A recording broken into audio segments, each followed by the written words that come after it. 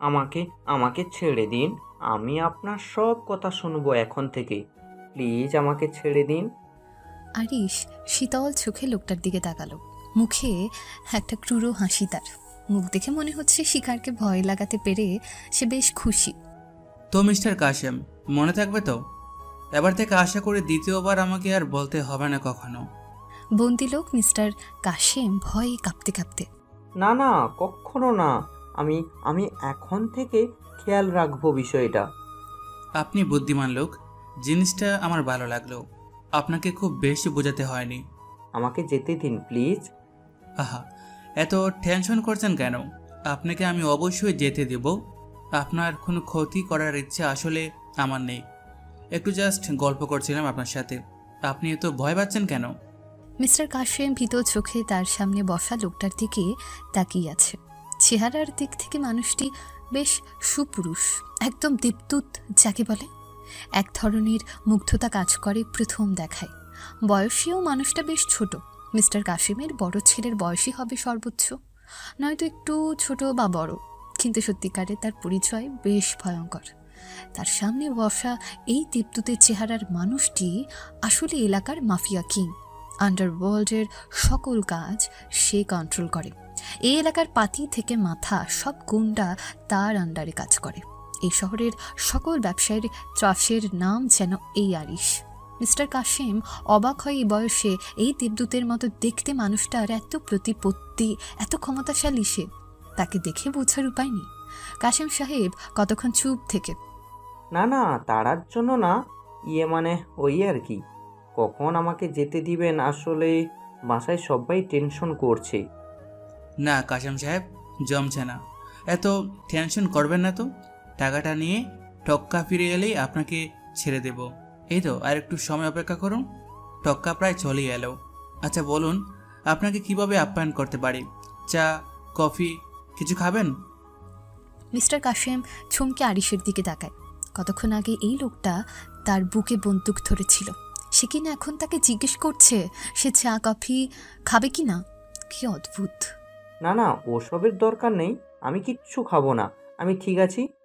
আচ্ছা, আপনি যা বলেন মিস্টার কাশেম, তাহলে একটু অপেক্ষা করুন। রুমে তখন সবাই একদম চুপ হয়ে যায়।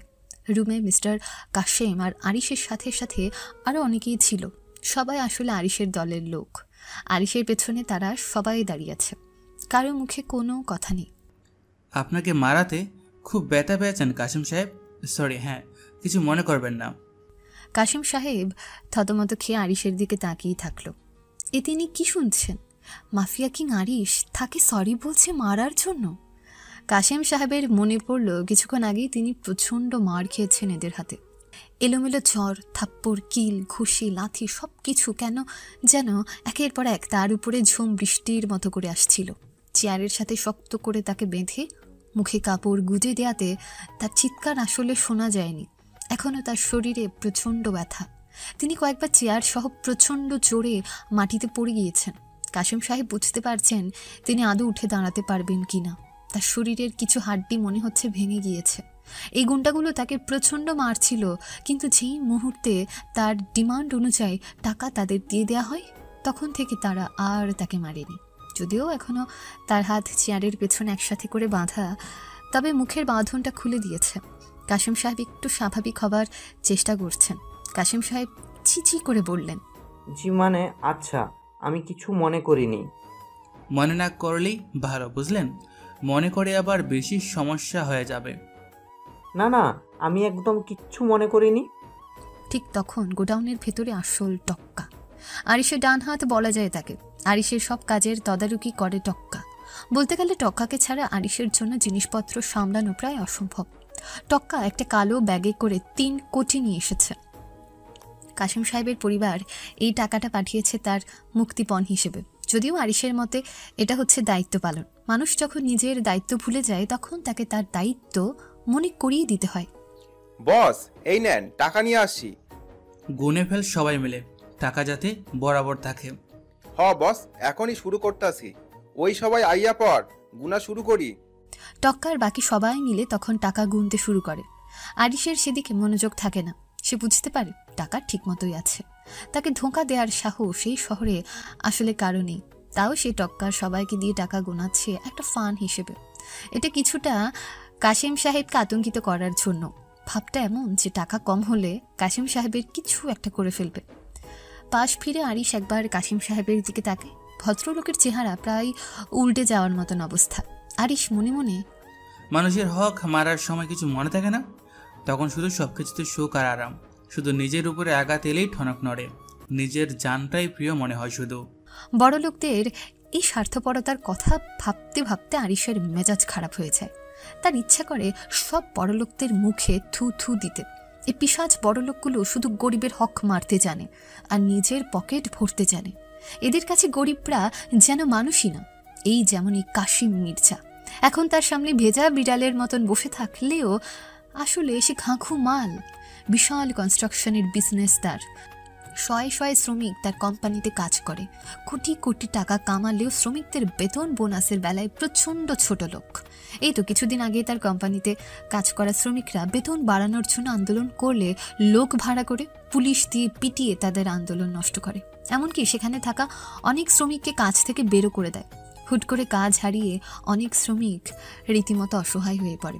কয়েকজন তো আর কাজ না পেয়ে শেষ পর্যন্ত ভিক্ষা করতে শুরু করেছে। কাশিম মির্জা এসব দেখে খুব হেসেছিল। তার ভাষ্যমতে এসব গরিবদের নাকি এভাবেই শায়েস্তা করতে হয়। অবশ্য এখন তার চেহারা দেখে মনে হচ্ছে না সে এই কথাতে আর বিশ্বাস করে। মার খেয়ে চোখ মুখ ফুলে গিয়েছে কাশিম মির্জার, কিন্তু তারপরেও চোখের দিকে তাকালে বোঝা যায় সে মারের চেয়ে বেশি জানের ভয় আছে। তাকে এখনো মেরে ফেলেনি বলে তার চোখে কৃতজ্ঞতাও ভাসছে। আরিশের সব কথা মনে পড়ে ইচ্ছা করলো কাশিম মির্জাকে আরেক চোট ধোলাই দিতে। বহু কষ্টে সে নিজেকে সেটা থেকে থামালো। এখনই সব করা যাবে না, আর টাকা চলে এসেছে তার কথা মতো। এখন সে ডিল অনুযায়ী কাশিম মির্জাকে ছেড়ে দেবে। আধা ঘন্টা পর, বস টাকা একদম ঠিকঠাক, 100-তে 100, কম নাই, একেবারে চকচকা নোট সব। আরিশ একটু হাসে। এরপর সে কাশিম মির্জার দিকে তাকিয়ে বলে, কাশেম সাহেব, ধন্যবাদ দিয়ে দেবেন আপনার পরিবারকে আমার পক্ষ থেকে টাকাটা দিয়ে দেওয়ার জন্য। কোনো চালাকি না করার জন্য স্পেশাল থ্যাঙ্কস। জি আচ্ছা, আমি এখন তবে যেতে পারবো? জি অবশ্যই যেতে পারবেন। আপনাকে টক্কা নামিয়ে দিয়ে আসবে জায়গা মতো, আপনার কোনো অসুবিধা হবে না।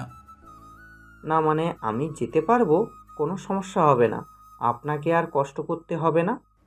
কাশেম সাহেব, আপনাকে টক্কা নামিয়ে দিবে, এটাই ফাইনাল।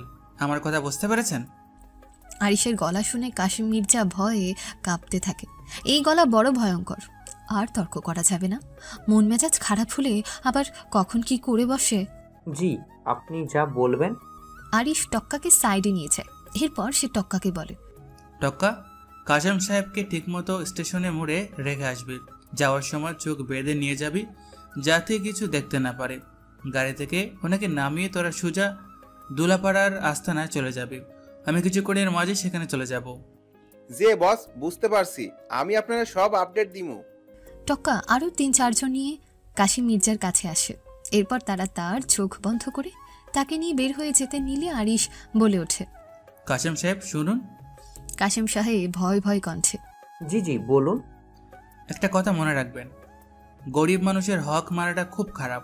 এই কাজটা আর করবেন না, মনে থাকবে? জি মনে থাকবে। মনে না থাকলে আমি কিন্তু মনে করানোর ব্যবস্থা করতে জানি। কাশিম মির্জা কিছু না বলে চুপ করে থাকে। চোখ বেঁধে দেওয়ার কারণে দেখা যায় না, কিন্তু আরিশ বুঝে কাশিম মির্জা নামের এই ভদ্রলোকের চোখে আতঙ্ক লেগে আছে। এই ঘটনা বহুদিন পর্যন্ত লোকটা মনে রাখবে। ওকে নিয়ে যা টক্কা, আর যা বললাম মনে থাকে যেন। জি বস। টক্কা আর তাদের দলের কয়েকজন কাশিম মির্জাকে নিয়ে বেরিয়ে পড়ে। গোডাউনের ভেতরে কয়েকজন সঙ্গী সহ আরিশ বসে থাকে। একটু পরেই তারা বের হবে, শহরের মাঝে তাদের আস্তানায় ফিরে যাবে। আরিশ জানে কিছুদিন পরে কাশিম মির্জা আবার সব ভুলে যাবে, নিজের পুরনো রূপে ফিরে যাবে। আরিশ মনে মনে বিরক্তি আর রাগ নিয়ে বলে, বড়লোকগুলো এক একটা চামার আসলে। এদেরকে কন্টিনিউ শান্টিংয়ের উপর রাখা লাগে, আর তাড়াতাড়ি এখান থেকেও বের হতে হবে, কেউ দেখে ফেললে আবার বিপদ। কতক্ষণ পর দলবল নিয়ে আরিশ বেরিয়ে পড়ে। আরিশ কে? আরিশ আহমেদ এলাকার টপ মাফিয়া। সদ্য কলেজের গণ্ডি পেরিয়ে ভার্সিটিতে উঠেছে সে। বয়সে বেশ ছোট হলেও তার প্রতিপত্তি বড় বড় মানুষকেও হার মানায়। দেখতে চেহারাটা ঠিক দেবদূতের মতো। প্রথম দেখায় কেউ বুঝতেও পারবে না আরিশ আসলে এলাকার টপ মাফিয়া কিং। তাকে দেখলে মনে হয় সাধারণ জীবনযাপন করা এক ছেলে, যে কিনা মায়ের আদরে বড় হয়েছে, যার জীবনে অশুদ্ধ বলে কিচ্ছু নেই। কিন্তু বাস্তবে আরিশের জীবনটা পুরোই উল্টা। অন্ধকার এক পথের যাত্রী সে। প্রতিনিয়ত তাকে ডুবে থাকতে হয় অপরাধের ভয়ালো জগতে। তবে আরিশের আরেকটা পরিচয়ও আছে। তাকে বলা হয় গরিবের রবিনহুড। এই নামটার কারণটা হলো আরিশের কাজের ধরন। আরিশ মাফিয়া কিং হলেও সে সব সময় গরিবদের সাহায্য করে আর তাদের হকের জন্য লড়াই করে। বড় লোকদের প্রতি আরিশের ক্ষোভের অন্যতম কারণ হচ্ছে বড় লোকরা গরিবদের মানুষ মনে করতে চায় না। তাদের হক মেরে তারা নিজেদের সম্পদের পাহাড় জমায়। তাই আরিশ মাঝে মধ্যে সব বড় লোকদের শায়েস্তা করে গরিব মানুষের হকের জন্য লড়াই করে। কাশিম মির্জাকে কিডন্যাপ করার পেছনেও তার উদ্দেশ্য এটাই ছিল। তবে আরিশ সবসময় এই পথে ছিল না। তার উত্থান বেশ ইন্টারেস্টিং। ফ্ল্যাশব্যাক 11 বছর আগে। মফস্বল শহরের একটা ছোট্ট বাসা। 2 রুমের এই বাসায় 10 জন মানুষ থাকে। তার মাঝে 9 বছরের ছোট্ট একটা ছেলে আছে, যার নাম আরিশ। চুপচাপ শান্ত ছেলেটার চেহারায় যেন এক মায়া কাজ করে। ভাই বোনদের মধ্যে 7 নাম্বার সে। তারা মোট 8 ভাই বোন। সবাই মিলে এই খুব চির মতো বাসায় থাকে। বাবা একটা কেরানির অফিসে চাকরি করে আর মা বাড়ি বাড়ি ঝিঁয়ের কাজ করে। প্রচণ্ড অভাবের সংসার তাদের। একেবারে নুন আনতে পান্তা ফুরাই অবস্থা। এতগুলো মানুষের সংসার চালাতে গিয়ে আরিশের বাবা মা হাঁপিয়ে গেছে। মাঝে মাঝে আরিশ দেখতে পায় তার মা রান্নাঘরে মুখে আঁচল চেপে কাঁদছে। ছোট্ট আরিশ সব না বুঝলেও বুঝতে পারে তার মায়ের অনেক কষ্ট। 9 বছরের আরিশ বয়সের তুলনায় বেশ পরিপক্ক, অন্য সবার চেয়ে একটু আলাদা। তার ছোট শান্ত মুখের দিকে তাকালে মনে হয় তার চোখগুলোতে এক অন্যরকম গভীরতা আছে। একদিন আরিশের মা সাথে বাসায় ঝিয়ের কাজ করতে যায়। আরিশও তার সাথে যায়। নাসিমা, কাজকর্ম কি ঠিক মতো করবা নাকি আমি নতুন কাজের বেটি দেখব? ম্যাডাম, ভুল হয়ে গেছে। কালকে আমার ছোট সাউলডার মেলা জ্বর ছিল। সারাদিন তার মাথাটা জল পড়তে দিছি। সন্ধ্যায় তার বাপে ওরে ডাক্তারের কাছে নিয়ে গেছে। এই জন্যে কালকে আসতে পারি নাই। তোমাদের এসব বাহানা তো কখনো শেষ হয় না। আজকে এ অসুস্থ, কালকে ও অ্যাক্সিডেন্ট করছে, যত সব বাহানা। বিশ্বাস করেন ম্যাডাম, আমি সত্য কইতাছি। আমার পোলাটা অসুস্থ হইয়া পইরা আছে ঘরে। কালকে আসতে পারছি না, কিন্তু আজকে আসছি ম্যাডাম। কাজ না করলে পোলাটার ওষুধের টাকা জোগাড় হবে না। হ্যাঁ, তোমাদের এসব মিথ্যা কান্না আমি বুঝি। ওসব দিয়ে আমাকে গলাতে পারবে না। কালকে কাজে আসুনি, কালকে টাকা পাবে না, বেতন থেকে কেটে রাখবো। ম্যাডাম, মাফ কইরা দেন।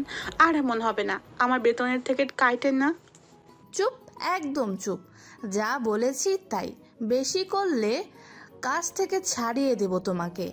নাছিমা বেগম কিছু না বলে চুপ হয়ে যায়। কান্নায় তার 2 চোখে ফেটে আসতে চায়। একদিন কাজে আসেনি বলে তার বেতন থেকে টাকা কেটে নেবে। কতই বা টাকা পায় সে কাজ করে? ছোট ছেলেটার ওষুধের জন্য এই মাসে বেশ কিছু টাকা চলে যাবে। আবার টাকা কাটলে তার হাতে থাকবেই বাকি। বড় লোকেরা এত নিষ্ঠুর হয়। তিনি চোখের কোণায় আসা কান্না একটু করে মুছে ফেলেন। বাড়ির কর্ত্রী তার চোখে পানি দেখলে আরও রেগে যেতে পারে। এমন সময় মম, শোনো তো। হ্যাঁ বাবা, বলো। আমাকে 3000 টাকা দাও তো, বন্ধুদের সাথে চাইনিজ খেতে যাব। একটু দাঁড়াও, আমার সোনা বাবাটা, আমি এক্ষুনি টাকা দিচ্ছি। বাড়ির কর্ত্রী দৌড়ে গিয়ে ছেলের জন্য 5000 টাকা নিয়ে আসলো। এই নে 5000 টাকা, বন্ধুদের সাথে খুব মজা করে আয়। Wow mom, you are the best, thank you. আমার আসতে একটু দেরি হবে, ওয়েট করো না আমার জন্য। ছেলেটা টাকা হাতে নিয়ে চলে যায়। একপাশে ছোট্ট আরিশ দাঁড়িয়ে সব দেখছিল। সে জানে না 5000 টাকা আসলে কতগুলো টাকা, তবে এটা বুঝে তাদের মতো মানুষের জন্য অনেক বেশি। এই টাকায় অনেকের মাসে সংসার কেটে যায়। সে অবাক হয়ে দেখে এতগুলো টাকা বাড়ির কর্ত্রী তার ছেলেকে এক কথায় দিয়ে দিল। কিন্তু এদিকেই মহিলা একটা কথায় তার মায়ের বেতন কেটে নেওয়ার কথা বলছিল। তার মা মুখ লুকিয়ে কাজ করতে করতে কাঁদছে। এই দেখে আরিশের প্রচণ্ড কান্না পায়। তার মা এত ভালো একটা মানুষ, তাও কেন তা কেমন করে কাঁদতে হচ্ছে? আরিশ তার মায়ের কাছে যায়। আম্মা, তুমি কান্না করতেছো? না রে আপা, আমি তো কান্দি না। চোখে কি জানি একটা পড়ছে, এজন্য চোখে পানি আসছে। এই বাসার মহিলা অনেক খারাপ, ওই তোমাকে কান্না করাইছে। নাছিমা বেগম আরিশকে চুপ করিয়ে দিয়ে এই চুপ চুপ আব্বা, এসব বলে না। ম্যাডাম অনেক ভালো মানুষ। এই যে দেখো না, আমারে কাজ দিছে, মাস শেষে আমারে বেতন দেয়। এইটা না দিলে আম্মা তখন কি করতো? কিন্তু তোমার বেতন তো কাইটে নিতে চায় উনি। কালকে তো আসলে ও শামীমের জ্বর ছিল, এজন্যই না তুমি আসতে পারলা না, তাও তোমার এই মৃত্যুক বলল। আব্বা, কাজের জায়গায় এমনই, নিয়মিত কাজ করতে হয়, নয়তো আব্বা এমন করে বেতন কাটে। তুমি এত চিন্তা করিও না। তুমি ওই যে ঘরের কোনায় চুপ করে বসে থাকো, আম্মা কাজ শেষ করে তোমারে নিয়ে বাড়িতে যাব। আরিশ কিছু না বলে চুপচাপ ঘরের কোনায় গিয়ে বসে পড়ে। ছোট হলেও সে বোঝে তার মা তাকে বুঝ দেওয়ার জন্য এসব কথা বলছে। মায়ের কষ্ট সে চোখে মুখে বুঝতে পারে। সে ছোটবেলা থেকে আরিশের জন্য বড় লোকদের প্রতি একটা ঘৃণা কাজ করে। এরা মানুষকে মানুষ মনে করে না, এদের কাছে টাকাই সব। সেদিন রাতে আম্মা। জি আব্বা, বলো, তোমার কিছু লাগবে? আম্মা, টাকাই কি সব জীবনে? নাছিমা তার ছোট্ট ছেলের মুখে কথা শুনে একটু থমকে যায়। এই কথা কেন বলতেছো আব্বা? কও না আম্মা, টাকাই কি সব? টাকা সব না রে আব্বা। টাকা কামাইলেই সব মানুষ ভালো হইয়া যায় না। টাকা দিয়া সব কিছু করণ যায় না। কিন্তু আম্মা, সব কিছুতেই তো খালি টাকা লাগে, টাকা ছাড়া তো কিছুই তো কেউ দেয় না। নাছিমা বেগম ছেলেকে আদর করতে করতে কে বলেছে আব্বা টাকা ছাড়া কিছু পাওয়া যায় না? এই যে আম্মা তোমারে আদর করি, গল্প শোনাই, ভালোবাসি, এগুলা কি টাকা দিয়ে কিনতে পারবা? না আম্মা, একদম না। তাইলে কও, টাকা কি সব? আরিশ খুশি হয়ে জোরে জোরে মাথা নাড়ে। আরিশ কতক্ষণ চুপ থেকে আজকে তুমি অনেক কষ্ট পাইছো আম্মা। না রে আব্বা, আমি কষ্ট পাই নাই। এটাই নিয়ম, এটাই মানতে হইব। এখন আসো, এগুলা কথা বাদ। তোমারে আম্মা গল্প শোনায়। আজকে কিসের গল্প শুনবে আমার আব্বাটা? আজকে রাজার গল্প শুনবো আম্মা। নাছিমা তখন রাজার গল্প বলা শুরু করে। আরিশ আগ্রহ নিয়ে গল্প শুনতে শুনতে কখন যে ঘুমিয়ে পড়ে সে টের পায় না। কতক্ষণ পরে নাছিমা বেগম দেখেন তার ছেলেটা ঘুমিয়ে পড়েছে। তার এই ছোট্ট ছেলেটা বড় ভালো, স্কুলে পড়াশোনায়ও সবার রাখে, আবার তার জন্য কত চিন্তাও করে। কিন্তু ছেলেটাকে ভালো কিছু দিতে পারেনি কখনো। কিভাবে দেবে? 2 বেলা খাবার দিতেই তো হিমশিম খেতে হয় তাকে। এসব ভাবতে ভাবতে নাছিমার চোখে পানি চলে আসে। তিনি এরপর চোখের পানি মুছে আরিশের পাশে শুয়ে পড়েন। কিছুদিন পর একদিন আরিশের এলাকায় হুট করে কিছু মাফিয়া গুন্ডা চলে আসে। এই গুন্ডারা আসলে পুলিশের তাড়া খেয়ে এখানে এসেছিল। পুলিশ তাদেরকে গ্রেফতার করার জন্য হন্যে হয়ে খুঁজতে থাকে। এলাকার সবাই ভয় তাদের ঘরের দরজা জানালা বন্ধ করে ঘরেই থাকে। আরিশের বাবা আর মা তখন কাজে গিয়েছিল। তার সব ভাই বোনরাও যে যার মতো বাহিরে ছিল। আরিশ একলা ঘরে বসে পড়েছিল। হুট করে তার দরজার জোরে জোরে কেউ নক করতে থাকে। আরিশ ভয় পেয়ে যায়। সে প্রথমে দরজা খুলে না, তখন দরজার উপাস থেকে একজন বলে ওঠে, ঘরে কে আছেন? একটু দরজাটা খুলে না, আমি খুব বিপদে পড়েছি। আরিশ প্রথম ঘরের এক কোণায় ভয় লুকিয়ে থাকে প্রথম, কিন্তু দরজা ক্রমাগত বাড়ি দিতে থাকে। আরিশ তারপর শেষ পর্যন্ত দরজা খোলে। দরজা খুলে সে দেখে বাহিরে বিশাল বড় এক লোক দাঁড়িয়ে আছে। লোকটা প্রচণ্ড হাঁপাচ্ছে, যেন একটা ম্যারাথন দিয়ে এসেছে। আপনি কে? কি চান? আমাকে ঢুকতে দাও ছেলে, আমি বিপদে পড়েছি। অপরিচিত কাউকে বাসায় ঢুকতে দিতে মানা করেছে আম্মা। লোকটা চোখ মুখ খিঁচে ওইসব নীতি কথা ছাড়ো, আমার পিছনে পুলিশ পড়েছে, আমাকে ধরে ফেলবে, আমাকে একটু লুকাতে দাও। আরিশ অবাক হয়ে লোকটার কথা শুনে। পুলিশ লোকটার পেছনে কেন লেগেছে? লোকটা কি করেছে? লোকটা যদি গুন্ডা হয়ে থাকে তাহলে তো সে আরিশেরও ক্ষতি করবে। আরিশ ভয় পেয়ে যায়। না না, আমি আপনাকে বাসায় ঢুকতে দিতে পারবো না, আপনি অন্য কোথাও যান। শোনো ছেলে, তুমি যদি তোমার বাসা আমাকে লুকাতে দাও তাহলে আমি তোমাকে অনেকগুলো টাকা দিব, এত টাকা দিব যা তুমি কোনোদিন চোখেও দেখোনি। এটা শোনার পর আরিশ লোকটার মুখের দিকে তাকায়।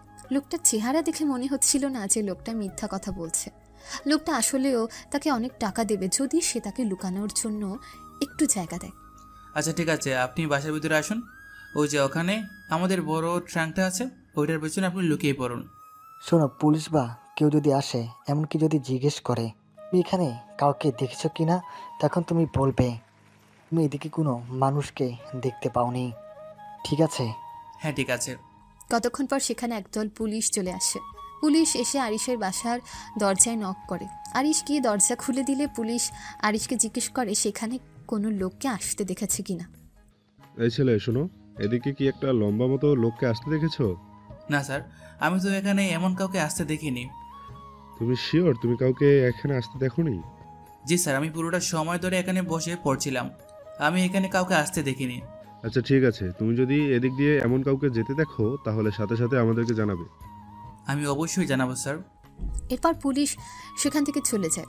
লোকটা কিছুক্ষণ পর ট্রাঙ্কের পেছন থেকে বের হয়। লোকটা সামনে এসে তখন আরিশকে জিজ্ঞেস করে, তোমার নাম কি ছেলে? আমার নাম আরিশ। তুমি পুলিশের কাছে আমার নামটা না বলার জন্য অনেক ধন্যবাদ। আপনি বলেছিলেন আপনার নাম যদি আমি পুলিশের কাছে না বলি আমাকে অনেক টাকা দেবেন। অবশ্যই অবশ্যই, এই নাও তোমার টাকা। এরপর লোকটা 1000 টাকার কয়েকটা নোট বের করে আরিশের হাতে দিয়ে দেয়। এতগুলো টাকা একসাথে দেখতে পেয়ে আরিশের চোখ কপালে উঠে যায়।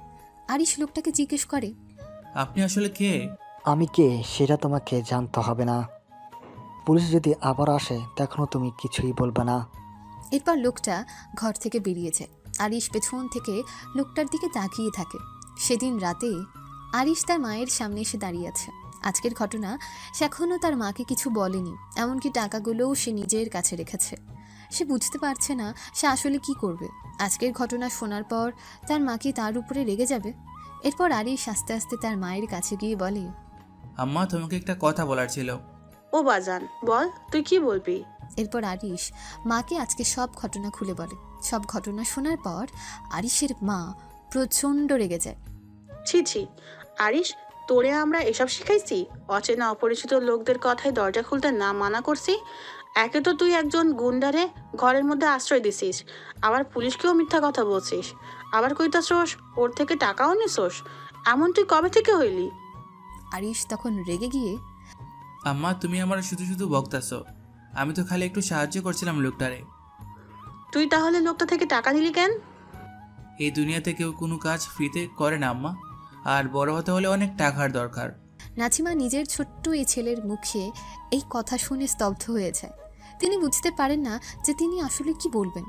এগুলা ঠিক না বাজান, আর এমন করিস না। আরিশ কিছু না বলে চুপ করে দাঁড়িয়ে থাকে। আরও কিছুদিন পর স্কুল থেকে আসার পথে আরিশ একলা একলা রাস্তায় হাঁটছিল। সে রাস্তাটা ছিল বেশ নির্জন। রাস্তার একপাশে ছিল বিশাল বড় একটা জঙ্গল। হুট করে আরিশ শুনতে পায় সেখান থেকে কোনো একটা চাপা গুঙানোর শব্দ আসছে। শুনে মনে হচ্ছে কয়েকজন মিলে কোনো একজন মানুষকে মারার চেষ্টা করছে। আরিশ ভয় পেয়ে গেলেও তার প্রচণ্ড কৌতূহল কাজ করতে থাকে।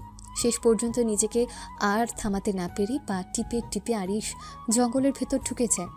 একটু দূর যাওয়ার পর দেখতে পায় কয়েকজন মানুষ মিলে একজন মানুষকে মেরে নিচে ফেলে রাখে। তখনও সবাই মিলে মানুষকে চড়, কিল, ঘুষি, লাথি মারছিল। নিচে পড়ে থাকা মানুষটা ছিল সেদিনের সেই লোকটা যে কিনা পুলিশের হাত থেকে পালিয়ে তাদের ঘরে আশ্রয় নিয়েছিল। তাকে ঘিরে থাকা লোকদের দেখে বোঝা যাচ্ছিল যে লোকগুলো এখনই মানুষটাকে মেরে ফেলবে। আরিশ প্রচণ্ড ভয় পেয়ে যায় এবং বুঝতে পারে না যে তার আসলে কি করা উচিত। ওইদিকে, কিরে ডেবিল, কি অবস্থা? আজকে তোরে সুযোগ মতো পাইলাম, তোকে আর ছাড়বো না। নিচে পড়ে থাকা লোকটা তখন গুন্ডাদের দিকে তাকায়। লোকটা প্রচণ্ড মার খেলেও এখনও তার চোখের মধ্যে যেন কোনো একটা কিছু ছিল। লোকটার চোখে ভয় ছিল না। তোরা কি মনে করেছিস এত সহজে পার পেয়ে যাবি? মনে রাখিস, ডেভিলকে শেষ করে দেওয়া এত সহজ নয়। সেদিনের কোনো পাতি গুন্ডা না, আমি মাফিয়া কিং ডেভিল। আমি কোনো না কোনোভাবে নিশ্চয়ই পার পেয়ে যাব। এরপর আমি তোদের সবাইকে একদম শেষ করে দেব। এইবার তুমি আর পার পাবে না চান্দু, আজকেই তোরে আমরা খতম করে দিব। এই তো কথা কইস না তো, এরে ধইরা এখন শেষ কইরা দে। দূর থেকে দাঁড়িয়ে আরিশ সব কথা শুনছিল। প্রচণ্ড ভয় তার হাত পা কাঁপতে শুরু করে। সে বুঝতে পারছিল না তার আসলে এখানে কি করা উচিত, কিন্তু তার বারবার মাথায় আসছিল এই নিচে পড়ে থাকা ডেভিড লোকটাকে তার বাঁচানো উচিত। হুট করে আরিশের মাথায় একটা বুদ্ধি আসে। সে পাশে গাছের উপর দেখতে পায় একটা মৌমাছির বাসা আছে। সে তখন একটা ঝিল নিয়ে মৌমাছির বাসায় ছুঁড়ে মারে। ঝিল মারার কারণে মৌমাছির বাসাটা মুহূর্তেই ভেঙে পড়ে এবং এই কারণে মৌমাছিরা অনেক বেশি রেগে যায়। তারা সাথে সাথে দল বেঁধে সেই মানুষগুলোর দিকে আক্রমণ করতে ছুটে যায়। হুট করে এতগুলো মৌমাছিকে ছুটে আসতে দেখে সে গুন্ডাগুলো থতমত খেয়েছে। তারা ডেভিডের কথা ভুলে নিজেদেরকে বাঁচাতে অস্থির হয়েছে। ডেভিড বুঝতে পারে এটাই তার সুযোগ এবং সে সেখান থেকে পালিয়ে যায়। এদিকে ঢিল মেরে আরিশও সেখান থেকে পালায়। আগে পিছে না দেখে সে সমানই দৌড়াতে থাকে। কিছুক্ষণ পর সে একটা জায়গায় এসে থেমে হাঁপাতে থাকে। হুট করে তার কাঁধে কেউ হাত দিলে আরিশ ভয়ে জমে যায়। আস্তে আস্তে সে পিছনে ঘুরে দেখে তার পেছনে দাঁড়িয়ে আছে ডেভিল নামের সেই লোকটা। লোকটা তাকে দেখে বলে, তুমি এখানে কি করছো? কি? কিছু না, আমি শুধু এমনি এখানে এসেছি। আমি সব কিছু দেখেছি। আজকে নিয়ে দ্বিতীয়বার তুমি আমার প্রাণ বাঁচালে। আরিশ কিছু না বলে সেখানে চুপচাপ দাঁড়িয়ে থাকে। বলো, তুমি আমার কাছে কি চাও? আমি আপনার কাছে কিছুই চাই না, আমি শুধু আপনাকে বাঁচানোর চেষ্টা করেছি। তোমাকে আমার বেশ পছন্দ হয়েছে। তুমি কি আমার সাথে থাকবে? না, আমি কোনো খারাপ কাজ করব না। আমার আম্মা অনেক কষ্ট পাবে। আমি আসি। এই কথা বলে আরিশ দৌড়ে সেখান থেকে চলে যায়। ডেভিল অবাক হয়ে তার দিকে তাকিয়ে থাকে। বারবার এই ছেলেটা কোথা থেকে এসে যেন তাকে বাঁচিয়ে দেয়। ছোট শান্ত চেহারার এই ছেলেটার মাঝে কি যেন একটা আছে। এমন একটা স্পার্ক তার মাঝেও ছিল ছোটবেলা থেকে। ডেভিল এরপর কিছু না বলে সেখান থেকে চলে যায়। আজকে যারা তাকে ধরে এনেছে এদেরকে সে শায়েস্তা করবে। ডেভিলের সাথে গাদ্দারি করার শাস্তি একটাই, মৃত্যু। এদিকে আরিশ এক দৌড়ে বাসায় চলে আসে।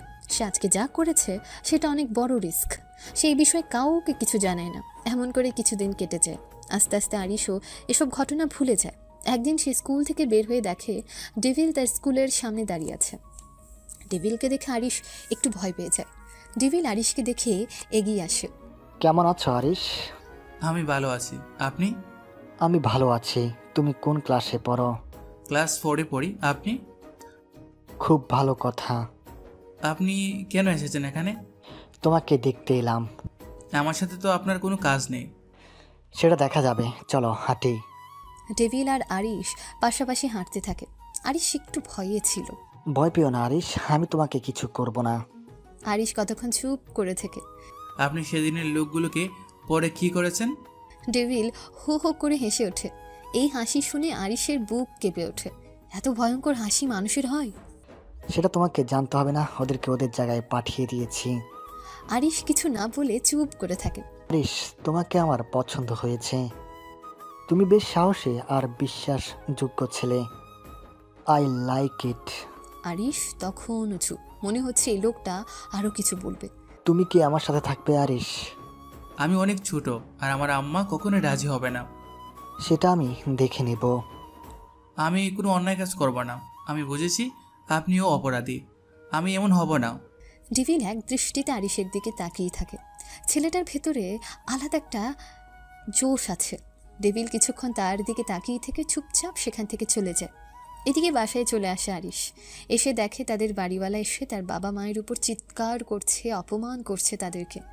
ছোট লোকের বাচ্চা, বাসা ভাড়া দেওয়ার মুরত না থাকলে বাসা ভাড়া নিস কেন? ভাই, আমাকে আর কয়েকটা দিন সময় দিন, আমি সব টাকা দিয়ে দেব। আমি আপনার পায়ে পড়ি। এই বলে আরিশের বাবা বাড়িওয়ালার পা ধরতে যায়। বাড়িওয়ালা লাথি মেরে ওনাকে সরিয়ে দেয়। খবুসের বাচ্চা, আমাকে ধরবি না? তোর আর সময় দিতে পারবো না। দুদিনের মধ্যে তুই আমার বাড়ি ছেড়ে বের হয়ে যাবি। আরিশের বাবা আর মা অনেক করে বাড়িওয়ালার মন গলাতে চায়, তবে বাড়িওয়ালা কিছুতেই রাজি হয় না। দূর থেকে আরিশ সেসব দেখতে থাকে। তার বাবা মায়ের এমন অবস্থা দেখে তার প্রচণ্ড কান্না আসে। পাশাপাশি তার প্রচণ্ড রাগও হয়। সে কাঁদতে কাঁদতে দৌড়ে বাসা থেকে বের হয়েছে। নির্জন একটা রাস্তা দিয়ে যাওয়ার সময় তার হুট করে দেখা হয় ডেভিলের সাথে। সে ডেভিলকে দেখে দাঁড়িয়ে যায়। কি হয়েছে আরিশ, তুমি কাঁদতে কাঁদতে কোথায় যাচ্ছ? আমি আপনার কথা শুনতে রাজি আছি। আমাকে একটা সাহায্য করতে হবে। হ্যাঁ, বলো। আরিশ সব ঘটনা খুলে বলে ডেভিলকে। সব শুনে ডেভিল বলে, আমি বিষয়টা দেখব, তুমি বাসায় যাও। আরিশ এরপর বাসায় চলে আসে। সে জানে ডেভিল এখন একটা ব্যবস্থা করবে। সেদিন রাতে আরিশদের বাসার দরজায় কে যেন নক করে। আরিশের বাবা দরজা খুলে দেখে বাড়িওয়ালা। তবে বাড়িওয়ালার মুখটা কেমন শুকিয়ে আছে, কেন কিছুতে প্রচণ্ড ভয় পেয়েছে। ও ভাই, আপনি আসেন আসেন, বাসার ভেতরে আসেন। না না ভাই, আমি বাসার ভেতরে আসবো না। আপনাকে একটা কথা বলতে আসলাম। আপনাকে বাড়ি ছাড়া লাগবে না। 2 দিন পরে আপনি যতদিন ইচ্ছে ততদিন বাড়িতে থাকবেন, কোনো সমস্যা নেই। আরিশের বাবা এই কথা শুনে অবাক হয়েছে। হুট করে বাড়িওয়ালার কি হলো? ভাই, আপনি দয়া মেহেরবান, আমি যত দ্রুত পারি আপনারে টাকা দিয়ে দেব। আপনাকে এত চিন্তা করতে হবে না, সমস্যা নেই। যখন হবে তখন দেন। আরিশ পেছন থেকে দাঁড়িয়ে সব শুনছিল। সে বুঝতে পারে ঢেভিল বাড়িওয়ালাকে কিছু বলেছে। লোকটার চেহারায় ভয় একদম স্পষ্ট। বাড়িওয়ালা আমতা আমতা করে। আমার উপরে রাগ রাইখেন না ভাই, রাগের মাথায় কত কি বলে ফেলেছিলাম আসলে। না না, কোনো সমস্যা নাই ভাই। আমি তাহলে আসি।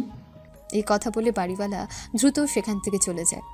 আরিশের বাবা অবাক হয়ে ভাবতে থাকে, এই লোকের এই আমূল পরিবর্তন কিভাবে হলো। এক কোণায় দাঁড়িয়ে আরিশ সব দেখে। তার মুখ আস্তে আস্তে একটা হাসি ফুটে ওঠে। সে হাসি কোনো বাচ্চার হাসি ছিল না, সে হাসি ছিল এক ভয়ঙ্কর ভবিষ্যতের আগাম বার্তা। অরুণিকা বড়লোক বাবার একমাত্র মেয়ে। অহংকারে তার মাটিতে পা পড়ে না। সে হলো যাকে বলে একদম সোনার চামচ মুখে নিয়ে জন্ম নেওয়া মেয়ে। ছোটবেলা থেকে সব সময় যা চেয়েছে তাই পেয়েছে, এজন্য কখনোই বোঝেনি অভাব কি। এসব কিছু পেতে পেতে সে দিন দিন হয়ে উঠেছে অভদ্র, বেয়াদব। কাউকে সে সম্মান দিত না, সবার সাথে এমন আচরণ করত যেন সবাই তার পায়ের নিচে থাকে। বিশেষ করে তাদের বাসায় যারা কাজ করত তাদেরকে সে মানুষই মনে করতো না, তাদের সাথে জঘন্য আচরণ করত। তার এসব আচরণে সবাই তার উপরে ছিল প্রচণ্ড বিরক্ত। তার নোংরা ব্যবহারের কিছু নমুনা। সিন 1। একদিন অরুণিকার মা বাইরে গিয়েছিল আর বাসায় শুধু কাজের মেয়েটা ছিল। অরুণিকার বয়স তখন মাত্র 8 বছর। সে ড্রয়িং রুমে খেলতে খেলতে একটা গ্লাস ফেলে দেয়। এতে গ্লাস ভেঙে যায়। বেবি, গ্লাস তো ভেঙে গেল। আচ্ছা, আমি তুলে ফেলছি, আপনি কাছে যাবেন না, আপনার পা কেটে যাবে। এটা আমার বাসা, আমার ইচ্ছা আমি গ্লাস ভাঙবো ফালাবো, তুই আমাকে শিখাবি? আমি কি করব? তোর সাহস তো কম না। সে গ্লাসের টুকরো তুলে কাজের মেয়ের দিকে ছুঁড়ে বলে, বেবি, আমি তো ভুল কিছু বলিনি। চুপ, তোদের মতো গরিবদের বেশি কথা বলা মানায় না। তাড়াতাড়ি এগুলো পরিষ্কার কর, আর যা আমার জন্য চকলেট শেক বানিয়ে নিয়ে আয়। সিন 2। একদিন দুপুরে খেতে বসার সময় বাবুর্চি অনেক যত্ন করে বিরিয়ানি রান্না করেছিল। এটা কি বানিয়েছো? বেবি, আপনার জন্য স্পেশাল বিরিয়ানি। অরুণিকা 1 চামচ খেয়ে মুখ বিকৃত করে ফেলে দেয়। এটা কি বাজে খেতে! তুই তো রান্না করতে জানিস না। ড্যাডিকে বলবো তোকে চাকরি থেকে বের করে দিবে। মা, আমি তো অনেক যত্ন করে রান্না করেছি। অরুণিকা প্লেট ছুঁড়ে মেরে ফেলে দিয়ে, একদম কথা বলবি না, যা 5 স্টার হোটেল থেকে খাবার অর্ডার দে আমার জন্য, আমার ক্ষুধা পেয়েছে।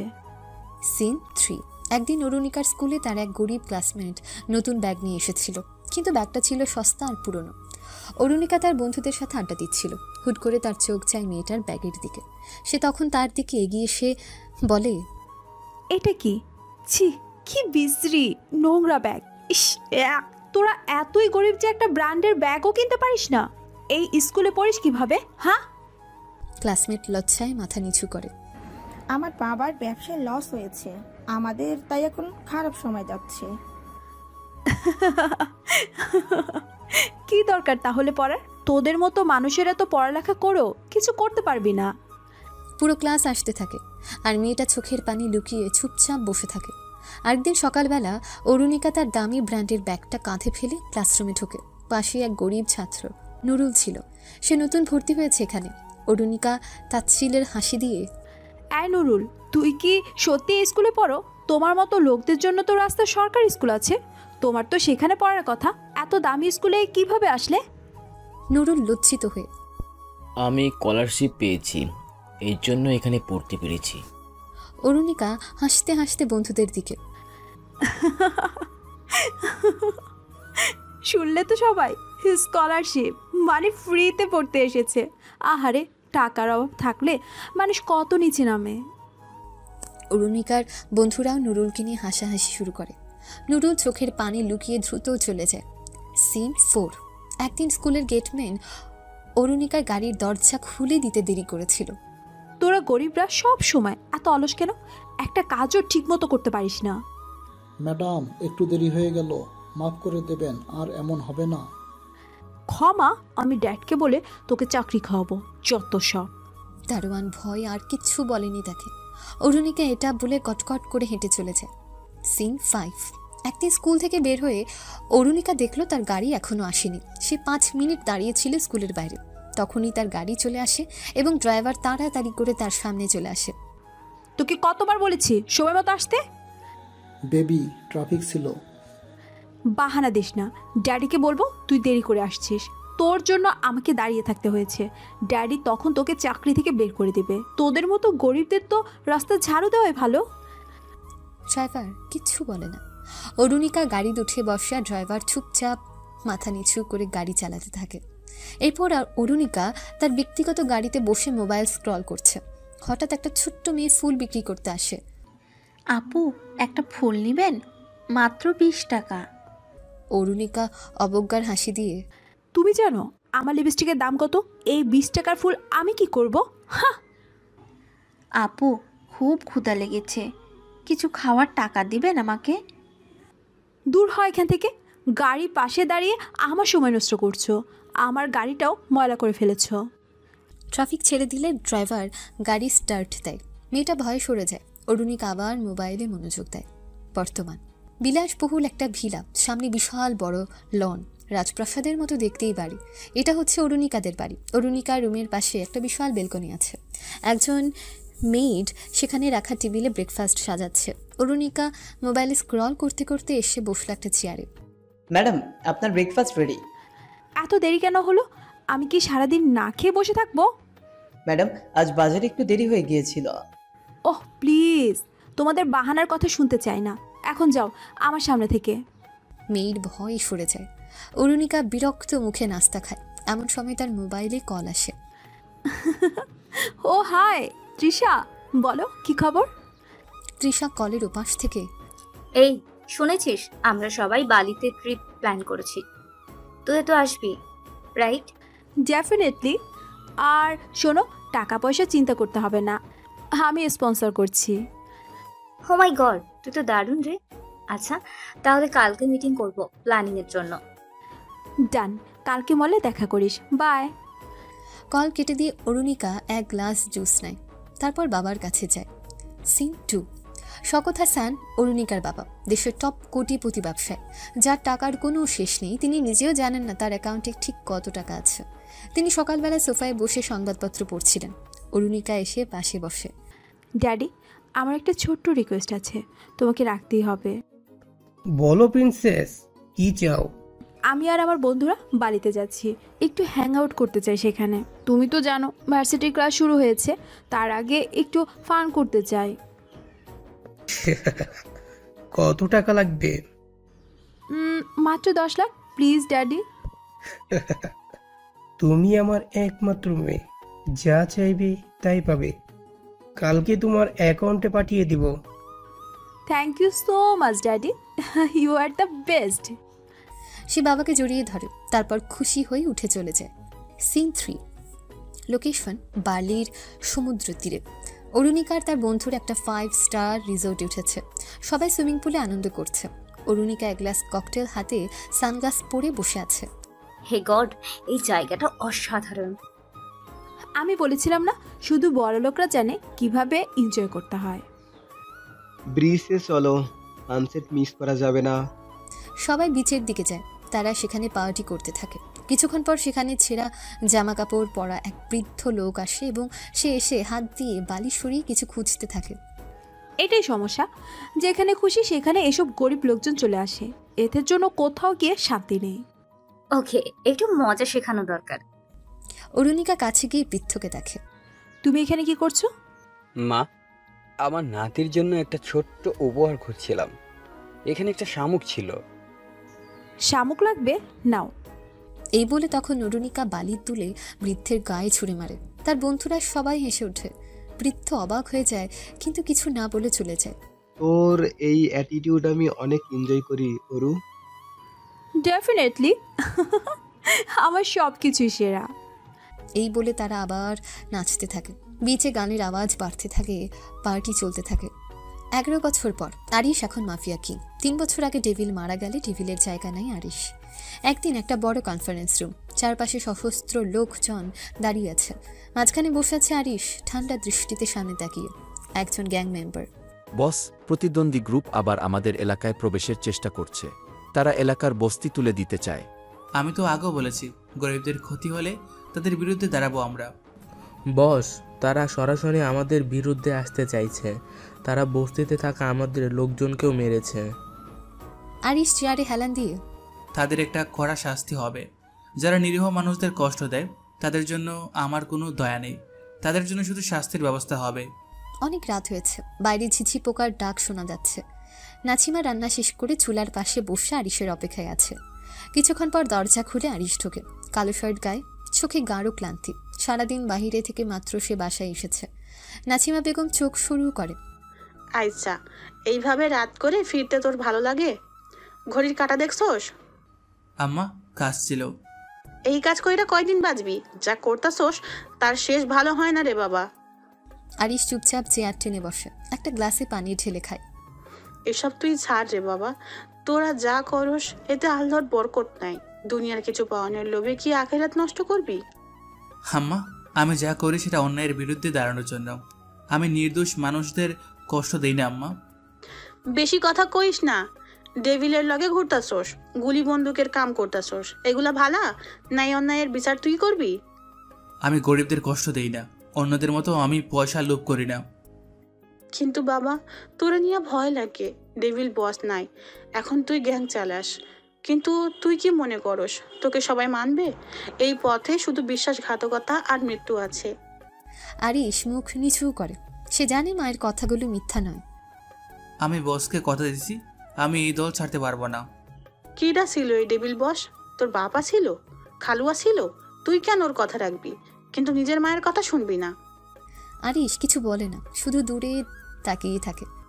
আমি জানি একদিন তুই ঘরে ফিরবি, এই জীবন ছাইরা আসবি, কিন্তু সেই দিন তুই জিন্দা থাকবি তো? আরিশ মার চোখের পানি দেখে কষ্ট পায়, কিন্তু কিছু বলতে পারে না। নাছিমা উঠে গিয়ে ওর মাথায় হাত রাখে। আম্মা তোর জন্য দোয়া করি, একদিন তুই বুঝবি। নাছিমা ধীরে ধীরে ঘরে চলে যায়। আরিশ চুপচাপ বসে থাকে, হাতের আঙ্গুল কড়কড়িয়ে ফাটায়। মায়ের কথাগুলো কানে বাজতে থাকে, কিন্তু সে জানে এখনই এই জীবন ছেড়ে দেওয়া সম্ভব না। ভার্সিটির প্রথম দিন, লাইব্রেরিতে প্রথম দেখা। একটা বিশাল লাইব্রেরি, সবাই চুপচাপ বই পড়ছে। হঠাৎ করে অরুণিকাও তার বন্ধুদের উচ্চ স্বরে কথা শোনা যায়। আরে এই ভার্সিটিতে পড়া কি কোনো শাস্তি নাকি?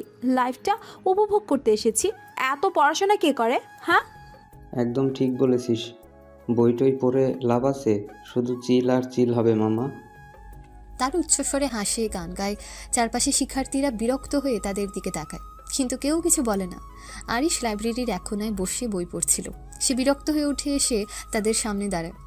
এটা একটা লাইব্রেরি, ক্লাব না, দয়া করে একটু কম শব্দ করবেন। অরুণিকা অবাক হয়ে তাকিয়ে থাকে, তারপর মুচকি হেসে বলে, তুমি কে? লাইব্রেরির মালিক? না, কিন্তু এইটুকু বোঝার মতো বিবেক আছে যে এখানে সবাই পড়তে আসে, তোমাদের গান শুনতে না।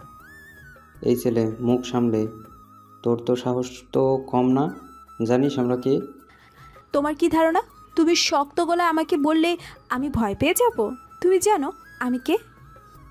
তুমি কে তা নিয়ে আমার মাথা ব্যথা করার দরকার নেই, কিন্তু সুন্দর ব্যবহার না জানলে সেটা শেখানো যেতেই পারে। অরুণিকা রেগে গিয়ে চেয়ার থেকে উঠে দাঁড়ায়। চারপাশে সবাই একদম চুপ, এমন কেউ কখনো অরুণিকার সঙ্গে কথা বলার সাহস দেখায়নি। তুমি আমার সঙ্গে এভাবে কথা বলার সাহস পাও কিভাবে? তোমার বাবার নাম বললেই কি সব অন্যায় মাফ হয়ে যাবে? এবার চারপাশের শিক্ষার্থীরা একটু সাহস পায়। কেউ কেউ মাথা নাড়ে, কেউ কেউ ফিসফিস করে বলে। অবশেষে কেউ তো ওকে মুখের উপর কথা বলল। অরুণিকা চোখ ছোট করে তাকায়, এরপর ধমকের সুরে বলে, তুমি ভুলে যেও না আমি যা চাই তাই করি, তুমি শীঘ্রই টের পাবে। সে এক ঝটকায় ব্যাগ কাঁধে ফেলে লাইব্রেরি থেকে বের হয়েছে। বন্ধুরা হতবাক হয়ে তাকিয়ে থাকে, এরপর তাড়াহুড়ো করে তার পিছু নেয়। অরুণিকার প্রতিশোধের পরিকল্পনা। অরুণিকাও তার বন্ধুরা ক্যাম্পাসের ক্যান্টিনে বসে আছে। অরুণিকা চোখ রাগে লাল, টেবিলের উপরে মোবাইল ফেলে দেয়। ছেলেটাকে চিনি না, কিন্তু খুব তাড়াতাড়ি তাকে শায়েস্তা করব। ও তো নতুন ভর্তি হয়েছে, কিন্তু সাহস কি দেখলি? কারো তো সাহসই ছিল না। একদিন নতুন এসে খুব ফাপড় নিল, শিক্ষা দিতেই হবে এটাকে। আমি একদিনও সহ্য করতে পারবো না এই অবস্থা, আজই কিছু একটা করতে হবে। সে চোখ বন্ধ করে ভাবে। কিছুক্ষণ পর মুখে রহস্যময় হাসি ফোটে তার। প্রিন্সিপালের অফিস, বড় একটা কাঠের ডেস্কের সামনে বসে আছেন প্রিন্সিপাল। তার সামনে সোফায় গাল ফুলিয়ে বসে আছে অরুণিকা, পাশে তার বান্ধবী রিদিতা ও মেহনাজ। প্রিন্সিপাল ভ্রু কুচকে তাকিয়ে আছেন। তুমি কি বললে? আরিশ লাইব্রেরির কোনায় বসে নেশা করছে? শুধু নেশা করেছে স্যার, মেয়েদেরকেও বিরক্ত করেছে, আমি নিজে দেখেছি এসব। প্রিন্সিপাল কিছুক্ষণ চুপ থেকে, এত বড় অভিযোগ, কিন্তু প্রমাণ আছে তোমার কাছে? প্রমাণ লাগবে না, আমি বলেছি এনাফ না। আপনি জানেন আমি কে, আমার বাবাকে? প্রিন্সিপাল একটু অস্বস্তিতে পড়ে যান। কাশেম, রিদিতা আর মেহনাজ মুখ চেপে হাসে। প্রিন্সিপাল অস্বস্তির হাসি দিয়ে আচ্ছা আচ্ছা, আমি ওকে ডাকছি। প্রিন্সিপাল ইন্টারকমে চাপ দেন। কয়েক মিনিট পর দরজার সামনে দাঁড়ায় আরিশ। ঠান্ডা চোখে তাকিয়ে থাকে ভেতরে থাকা মানুষগুলোর দিকে। সে ধীর পায়ে ভেতরে ঢোকে, একটা হাত পকেটে, আরেকটা হাত টেবিলের উপর রাখে। আরিশ, তোমার বিরুদ্ধে গুরুতর অভিযোগ উঠেছে। লাইব্রেরিতে তুমি নেশা করেছো এবং মেয়েদের বিরক্ত করেছো, এটা কি সত্যি? আরিশ চোখ তুলে শান্তভাবে, এগুলো মিথ্যে অভিযোগ স্যার, আমি এসব কিছু করিনি। প্রিন্সিপাল গভীরভাবে তাকিয়ে, কিন্তু তোমার নামে তো অভিযোগ এসেছে, সব একদম মিথ্যা বলছো। তাও প্রমাণ আছে এগুলোর? আমি একটু দেখতে চাই। প্রমাণ থাকলে আপনি যা শাস্তি দিবেন আমি মেনে নিব স্যার। এক মুহূর্তের জন্য অফিসের নীরবতা নেমে আসে। প্রিন্সিপাল অস্বস্তিতে পড়ে যান। অরুণিকা ঠোঁট কামড়ে চুপ করে থাকে, কারণ তার কাছে কোনো প্রমাণ নেই। প্রিন্সিপাল একটু চিন্তা করে। আচ্ছা, এবার মতো তোমাকে সতর্ক করে দিচ্ছি, ভবিষ্যতে যদি এমন কিছু শুনি তাহলে কড়া ব্যবস্থা নিতে বাধ্য হব। আরিশ কিছু না বলে তাকিয়ে থাকে, এরপর মাথা ঝাঁকিয়ে বের হয়ে যায়। অফিসের দরজা থেকে বের হয়ে বাহিরে করিডোরের সামনে গিয়ে দাঁড়াতে পেছন থেকে অরুণিকা ঠান্ডা গলা ভেসে আসে। অরুণিকার ঠোঁটে বিদ্রুপের হাসি। আমার সাথে লাগতে গেলে পরিণাম কখনো ভালো হয় না, মনে থাকবে তো? এটা শুধু হালকা একটু ছিল, পরের বার এত কম হবে না বললাম। আরিশ অরুণিকার কথা শুনে থামে। এক মুহূর্ত চুপ থেকে মাথা নাড়িয়ে হাসে, কিন্তু কোনো কথা না বলে বের হয়ে যায়। অরুণিকা শয়তানি একটা হাসি দিয়ে দাঁড়িয়ে থাকে। বিপদগ্রস্ত একজন বাবা ও আরিশ। সন্ধ্যার সময় হয়েছে। গলির মাথায় দাঁড়িয়েছিল আরিশ। একটা লোক তখন আতঙ্কিতভাবে ছুটে আসে। দৌড়াতে দৌড়াতে হাঁপিয়ে গিয়েছে একদম সে। তার মুখে ভয় আর আতঙ্ক স্পষ্ট। আরিশ রাস্তার পাশে দাঁড়িয়ে ফোনে কথা বলছিল। লোকটা এসে ওর সামনে পড়ে যায়। আরিশ স্যার, বাঁচান আমাকে, আমার মেয়েকে ডন তুলে নিয়ে গেছে, আপনি কিছু করেন। আরিশ মুহূর্তে ফোন কেটে দেয়। চোখে তীব্র আগুন জ্বলে ওঠে। এত বড় সাহস ডনের? কবে হয়েছে এই ঘটনা? কোথা থেকে তুলে নিয়েছে? আজ বিকেলে স্কুল থেকে ফেরার পথে ওর গুন্ডারা তুলে নিয়ে গেছে আমার মেয়েকে। আমি অনেক চেষ্টা করে কিছু করতে পারিনি স্যার, আমার মাইয়ারে বাঁচান। আরিশ তাতে দাঁত চাপে, চোখ লাল হয়ে ওঠে। চারপাশে লোকজন তার দিকে তাকিয়ে থাকে। চিন্তা করো না, তোমার মেয়ে ঠিকই ফিরবে, আমি তাকে নিয়ে আসবো। আরিশ দ্রুত পকেট থেকে ফোন বের করে টক্কাকে কল দেয়। সবাইকে একত্র করো, ডনের আস্তানে হামলা হবে। Flashback, scene 1। এক বিশাল এলাকার বাংলো। বাইরে পাহারায় দাঁড়িয়ে আছে এক বন্দুকধারী কয়েকজন গুন্ডারা। ভেতরে বিলাসবহুল সোফায় আছোয়া হয়ে বসে আছে ডন। তার হাতে এক গ্লাস হুইস্কি, মুখে হালকা হাসি।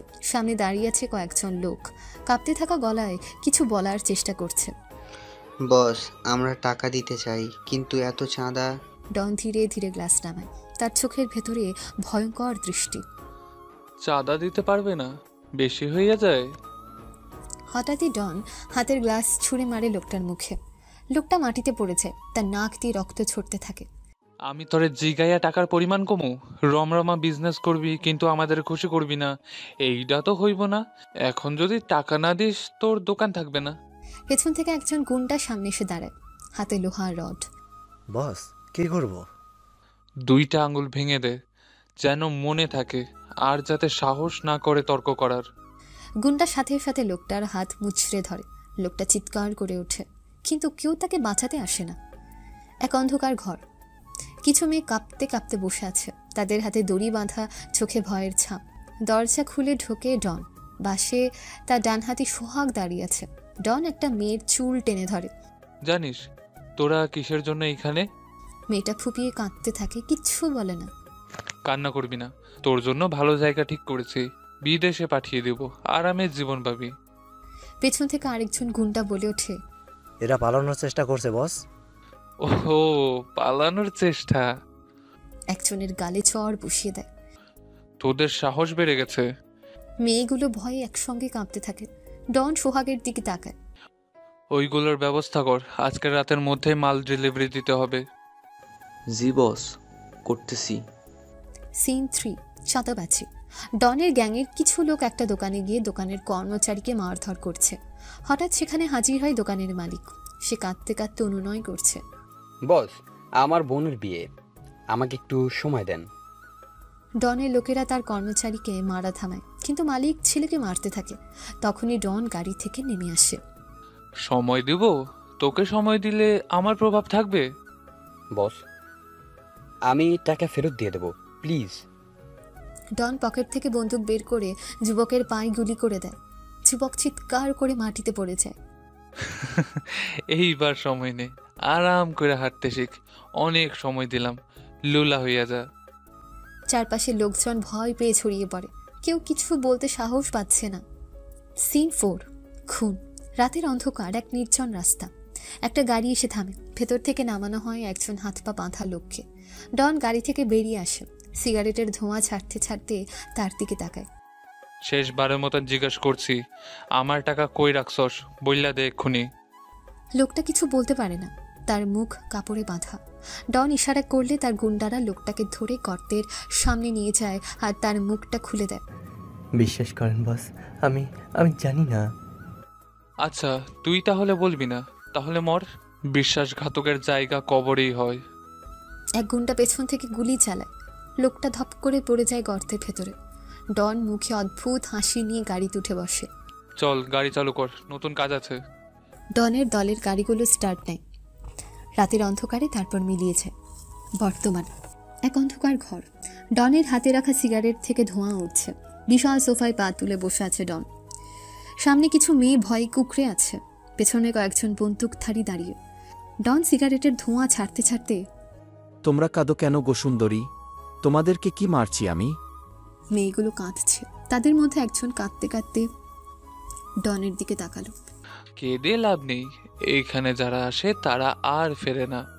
এটা বলে ডন হেসে ওঠে। পেছনে থাকা একজন গুন্ডা এগিয়ে আসে, হাতে একটা মোটা রড। এই মেয়েটাকে কাকে দেওয়া হবে বস? নতুন মাল আমার জন্য রেখে দে, বাকিদের ভাগ করে দে সবাইকে। আজকে নতুন মাল নিয়ে মজা নিব। এমন সময় বাইরে গুলি চলার শব্দ। ডনের হাসি মিলিয়ে যায়।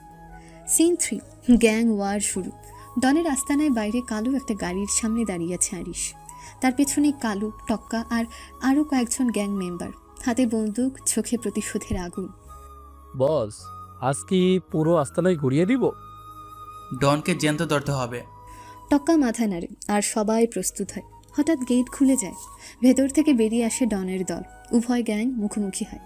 কিছুক্ষণ চুপচাপ তাকিয়ে থাকার পরেই শুরু হয় গুলি বিনিময়।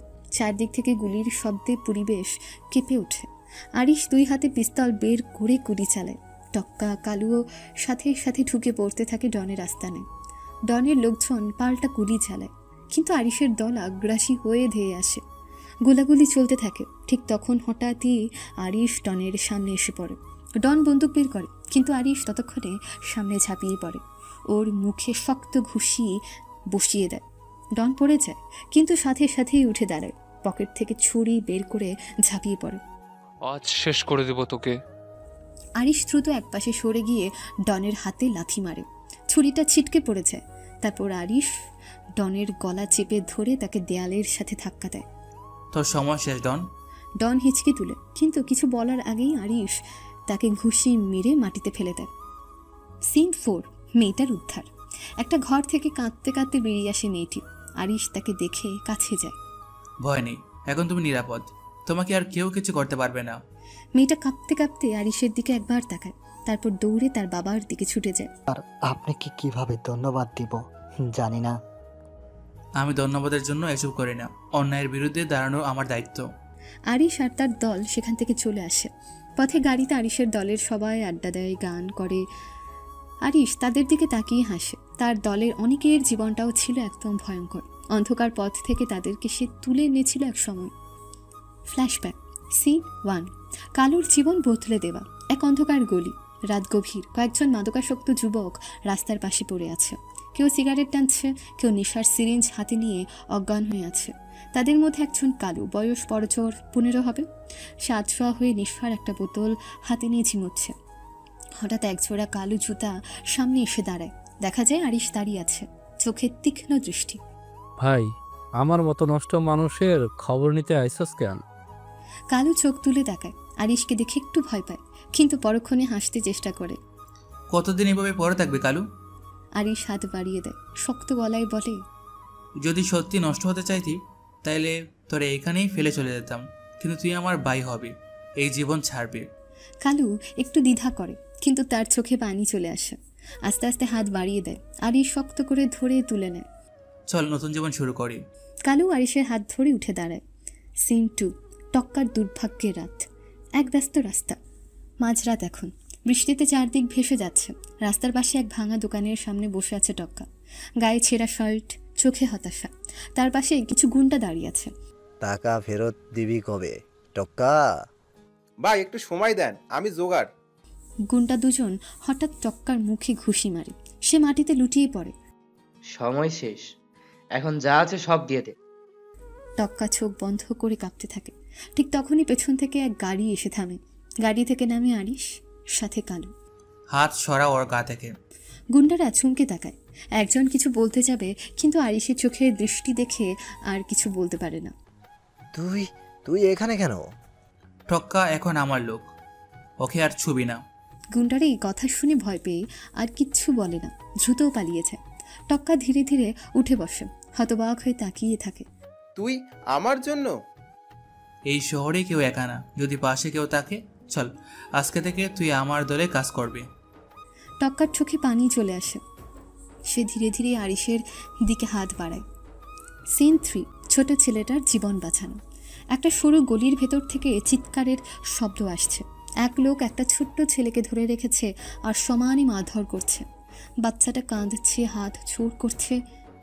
কাকু, আমার মা বলেছে টাকা দিবে, একটু সময় দেন। তোর মা তো মাঝখানে ধরে এই কথাই বলতেছে, আজকেই টাকা লাগবে। লোকটা হাত তুলতেই পেছন থেকে এক কড়া কণ্ঠ শুনতে পায়। বাচ্চার গায়ে হাত তুললি? তোর হাত এখন তোর সাথে রাখতে পারবি তো? লোকটা ঘুরে তাকায়, দেখে আরিশ দাঁড়িয়ে আছে। তার পাশে কালু, টক্কা আর কিছু গ্যাং মেম্বার। লোকটা আরিশকে চিনতে পেরে আতঙ্কে, বস আমি তো। আরিশ এক ধাপ এগিয়ে আসে, সরাসরি লোকটার চোখে তাকিয়ে থাকে। ছোট ছেলেকে মারিস, লজ্জা করে না? এই ছেলেটা এখন থেকে আমার দায়িত্ব, তোর টাকা লাগলে আমার সাথে আয়, ওকে ছেড়ে দে। লোকটা তাড়াতাড়ি বাচ্চাকে ছেড়ে দেয়, পেছাতে পেছাতে গলির বাইরে চলে যায়। বাচ্চাটা ভয় পেয়ে আরিশের দিকে তাকিয়ে থাকে। নাম কি? রনি। চিন্তা করিস না, তোর আর কষ্ট হবে না। আরিশ রনির মাথায় হাত রাখে।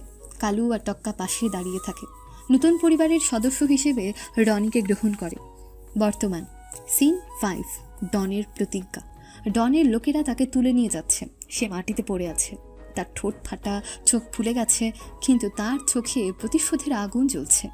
ডন ঘৃণা রাগ মিশানো গলায়, আরিশ, তোর জন্য এই অপমান সহ্য করলাম আমি, কিন্তু মনে রাখিস আমি ফিরে আসব এবং তোর জীবন নরক বানিয়ে দেব। ডন কোঁকাতে কোঁকাতে গাড়িতে উঠে যায়। এরপর ডনের গাড়িটা অন্ধকারে মিলিয়ে যায়। ভার্সিটির সেমিস্টার ফাইনাল পরীক্ষা চলছে। বিশাল হলরুম, চারদিকে পিংপতন, নীরবতা। শিক্ষার্থীরা মাথা নিচু করে উত্তর লিখছে। হলগার্ড কড়া নজরদারি করছে। হুট করে দেখা যায় অরুণিকার মুখে এক চতুর হাসি। সে পাশের বান্ধবীর দিকে তাকিয়ে চোখ টিপ দেয়। আস্তে করে একটা কাগজ গুটিয়ে হাতে নেয়, তারপর ধীরে ধীরে সেটা মেঝেতে ফেলে দিয়ে আরিশের পায়ের কাছে ঠেলে দেয়। এদিকে হলগার্ড সামনের বেঞ্চ থেকে ধীর পায়ে এগিয়ে আসে, কাগজটা দেখতে পায়। এই তুমি পা সরাও তো। আরিশ অবাক হয়ে পা সরিয়ে নেয়। হলগার্ড নিচু হয়ে কাগজটা তুলে ধরে, তারপর সেটার দিকে চোখ বোলায়। চারপাশে শিক্ষার্থীরা ফিসফিস করে কথা বলছে। হলগার্ড গম্ভীর স্বরে, এ কিসের কাগজ? অরুণিকা তৎক্ষণাৎ মুখে ভীষণ দুঃখী ভাব এনে বলে, স্যার আমি তো দেখলাম আরিশ এই কাগজ দেখে দেখে লিখছিল। হলগার্ড কড়া দৃষ্টিতে তাকায়। চারপাশে সবাই মুখ টিপে হাসে, কেউ কেউ চুপচাপ তাকিয়ে থাকে। তোমাকে এখনই প্রিন্সিপালের অফিসে যেতে হবে। আরিশ হতবাক হয়ে তাকিয়ে থাকে, কিছু বলতে যাবে তখনই হলগার্ড তার হাত ধরে টেনে নিয়েছে। প্রিন্সিপালের অফিস, বিশাল কাঠের ডেস্কের সামনে আরিশ দাঁড়িয়ে আছে। সামনে বসে আছে কড়া মেজাজের প্রিন্সিপাল, পাশে দাঁড়িয়ে আছে হলগার্ড, এক পাশে অরুণিকাও দাঁড়িয়ে আছে। তোমার মতো মেধাবী ছাত্রের কাছ থেকে এমন আচরণ আশা করি না আরিশ। এই কাজের জন্য তোমাকে ভার্সিটি থেকে বহিষ্কার করা হতে পারে। স্যার আমি কিছু করিনি, এটা একটা ফাঁদ, দয়া করে সিসিটিভি ফুটেজ চেক করুন। প্রিন্সিপাল কিছুক্ষণ ভ্রু কুঁচকে তাকিয়ে থাকে, তারপর অফিসের পিয়নকে ইশারা করে সিসিটিভি ফুটেজ আনতে বলে। কিছুক্ষণ পর বড় স্ক্রিনে ফুটেজ চালু হয়। সবাই মনোযোগ দিয়ে দেখতে থাকে। ফুটেজে স্পষ্ট দেখা যায় নকলের কাগজটা আসলে অরুণিকা ফেলেছে, আরিশ নয়। হলগার্ডের মুখটা বিবর্ণ হয়েছে। অরুণিকা তখন অস্বস্তি নিয়ে একটু নড়ে চড়ে ওঠে। প্রিন্সিপাল এবার রেগে গিয়ে অরুণিকার দিকে তাকায়। এটা খুবই লজ্জাজনক কাজ। অরুণিকা, তোমার মতো একজন ছাত্রী কিভাবে এমন প্রতারণা করতে পারে? তোমাকে এই মুহূর্তে এক্সপেল করা হবে। তোমার আর পরীক্ষা দিতে হবে না। অন্য একজনকে ফাঁসানোর জন্য এত নিচু স্তরের কাজ করলে, ছি। অরুণিকার মুখ ফ্যাকাশে হয়েছে, সবিশ্বাস্য চোখে তাকিয়ে থাকে। অরুণিকা আতঙ্কিত হয়ে কেঁদে ফেলে। প্রিন্সিপালের সামনে হাত জোর করে বলে, না স্যার, দয়া করে আমাকে এক্সপেল করবেন না। আমি ভুল করেছি, আমি মানছি, কিন্তু আমি সত্যি অনুতপ্ত। আরিশ কিছুক্ষণ চুপ করে অরুণিকার দিকে তাকিয়ে থাকে। তার চোখে কোনো রাগ নেই, বরং করুণা ফুটে ওঠে। স্যার প্লিজ, ওকে এক্সপেল করবেন না। সবাই ভুল করে, কিন্তু সেটা থেকে শেখার সুযোগও পাওয়া উচিত। ওকেও একটা সুযোগ দিন। সে তোমার সাথে এত বড় অন্যায় করেছে, তারপরও তুমি তার পক্ষ হয়ে সাফাই গেছ। প্লিজ স্যার, আপনি তাকে আরেকটা সুযোগ দেবেন। আমার অরুণিকার বিরুদ্ধে কোনো অভিযোগ নেই। প্রিন্সিপাল কিছুক্ষণ চিন্তা করেন, তারপর দীর্ঘশ্বাস ফেলে মাথা নাড়েন। প্রিন্সিপাল অরুণিকার দিকে তাকায়। ঠিক আছে, কিন্তু এই শেষবার। আর যদি এমন কিছু করো তাহলে কোনো সুযোগ পাবে না। অরুণিকার চোখ মুছে আরিশের দিকে তাকায়। তার চোখে অপরাধ বোধের ছাপ স্পষ্ট। যেই ছেলেটাকে সে এত অপমান করতে চাইল, সেই ছেলেটাই কিনা তার পক্ষ হয়ে কথা বলছে। এরপর তারা সবাই প্রিন্সিপালের রুম থেকে বের হয়ে পরীক্ষার হলে পরীক্ষা দিতে চলে আসে। পরীক্ষা শেষে অরুণিকা আরিশের কাছে এসে বলে, তুমি আমাকে বাঁচালে, অথচ আমি তোমার এত ক্ষতি করতে চেয়েছিলাম। আরিশ হাসে। এরপর অরুণিকার কাঁধে হাত রাখে। এখন থেকে বদলানোর চেষ্টা করো, এমন করে কারো ক্ষতি করার চেষ্টা আর করো না। অরুণিকা মাথা নিচু করে ফেলে, তারপর ধীরে ধীরে বলে, তুমি কি আমাকে মাফ করতে পারবে আরিশ? আমি কখনোই কিছু মনে রাখিনি অরুণিকা। অরুণিকা কতক্ষণ চুপ থেকে, আমি কি তোমার বন্ধু হতে পারি আরিশ? আরিশ কিছুক্ষণ চুপ থাকে, তারপর হাত বাড়িয়ে দেয়। অবশ্যই বন্ধু। অরুণিকাও খুশি হয়ে তার দিকে হাত বাড়িয়ে দেয়। আজ থেকে অরুণিকা আর আরিশ বন্ধু। একটা সুন্দর পার্কে এসেছে আরিশ আর অরুণিকা। চারদিকে সবুজ ঘাস, বড় বড় গাছের ছায়া। বিকেলের নরম রোদ পার্কের চারপাশে আলো ছড়িয়ে দিয়েছে। ঝর্ণার পাশে বসে আছে আরিশ আর অরুণিকা, দুজনের হাতেই কফির কাপ। বুঝলে আরিশ, আমি কখনো ভাবিনি যে একদিন তোমার মতো একটা ছেলের সাথে পার্কে বসে কফি খাবো। জীবন অনেক অদ্ভুত, তাই না? অরুণিকা মুচকে হাসে। ঠিক তখনই কিছু ছোট টোকাই বাচ্চার সামনে দিয়ে দৌড়ে যায়। তাদের জামা কাপড় ময়লা, কিন্তু মুখে হাসি লেগে আছে। তারা মাটিতে বসে খেলছে। আরিশ হঠাৎ উঠে গিয়ে একটা ছোট ছেলেকে কোলে তুলে নেয়। ছেলেটা খিলখিল করে হাসে। কেমন আছো রাজু? ভালো আছি দাদা, তুমি অনেকদিন পর আসলা। আরিশ আরেকটা ছোট মেয়ের মাথায় হাত বুলিয়ে দেয়। সে লাজুক হেসে তাকিয়ে থাকে। তুমি ওদের এত আদর করছো কেন? ওরা তো টোকায়। আরিশ চুপ করে কিছুক্ষণ তাকিয়ে থাকে, তারপর ধীরে ধীরে বলে, ঠুকাই? তাতে কি হয়েছে? ওরা নোংরা আরিশ। অরুণিকা, এই ছোট ছেলেটা কি ইচ্ছা করে এইভাবে জন্মাচ্ছে? এরা কি চেয়েছিল রাস্তায় বড় হতে? ভাগ্য ওদেরকে এখানে এনে দাঁড় করিয়েছে। তুমিও তো ওদের জায়গায় থাকতে পারতে। অরুণিকা একটু অপ্রস্তুত হয়ে যায়, কিছু বলে না। মানুষ কখনো ছোট হয় না, তাদের পরিস্থিতি তাদেরকে অসহায় করে দেয়। আমি এদের শুধু ভালোবাসা দিচ্ছি, যা এদেরকে জন্ম থেকে কেউ দেয়নি। অরুণিকা তখন বিরক্তির ভঙ্গিতে মুখ ঘুরিয়ে নেয়। আমার এসব বুঝতে হবে না, আমার এদের দেখলে ঘৃণা হয়। একদিন বুঝবে। অরুণিকা কিছু না বলে সামনে তাকিয়ে থাকে। আরিশ সে বাচ্চাগুলোর সাথে নিজের মতো করে গল্প করতে থাকে। বিকেলের আলো ম্লান হয়ে আসছে। ব্যস্ত রাস্তার পাশাপাশি হাঁটছে আরিশ আর অরুণিকা। গভীর গল্পে মগ্ন তারা। আশপাশে গাড়ির শব্দ, দোকানিদের ডাক, মানুষের কোলাহল, সব কিছুর মাঝেও যেন তারা হারিয়ে গিয়েছে একে অন্যের গল্পে। তখন একটা ছোট্ট মেয়ে, বয়স 8-9 হবে, ছেঁড়া শাড়ি পরা, হাতে কিছু গোলাপের স্টিক নিয়ে দৌড়ে আসে। ভাইয়া, একটা ফুল নেবেন? খুব সুন্দর। আজ সারাদিন কিছুই বিক্রি হয় নাই। আরিশ হাঁটু গেড়ে বসে মেয়েটার সমান হয়। হাতে একটা গোলাপ নিয়ে শুকে দেখে। কত দাম? 20 টাকা ভাইয়া। আরিশ পকেট থেকে কয়েকটা টাকা বের করে মেয়েটার হাতে দেয়। ফুলবালি মেয়ে চোখ বড় করে। এত টাকা ভাইয়া? আমি তো একটাই ফুল দিছি। এটা তোমার পরিশ্রমের দাম। এখন বলো, তোমার নাম কি? স্কুলে যাও? ফুলবালি মেয়ে মাথা নিচু করে। আমার নাম রুমি ভাইয়া। স্কুলে যাইতাম, কিন্তু মা অসুস্থ, টাকা নাই, তাই এই কাম করি। আরিশের চোখে মায়া ফুটে ওঠে। তুমি আবার স্কুলে যাবে। আমি তোমার পড়াশোনা বন্ধ হতে দিব না, ঠিক আছে? মেয়েটা বিস্ময়ে তাকিয়ে থাকে, তার চোখে আনন্দ ফুটে ওঠে। আরিশ তার মাথায় হাত রাখে, মেয়েটা হেসে দেয়। অরুণিকা এই পুরো সময় চুপচাপ দাঁড়িয়েছিল, এবার বিরক্ত মুখে বলে, তুমি এসব করো কেন? এদের সাথে এত কথা বলার দরকার কি? আরিশ ধীরে ধীরে উঠে দাঁড়ায়, তার চোখ শান্ত কিন্তু দৃঢ়। সে বলে, কারণ ওরা মানুষ, শুধু গরিব বলে ওদের এভাবে দেখতে হবে? তোমার সাথে যদি কেউ খারাপ ব্যবহার করে কেমন লাগবে?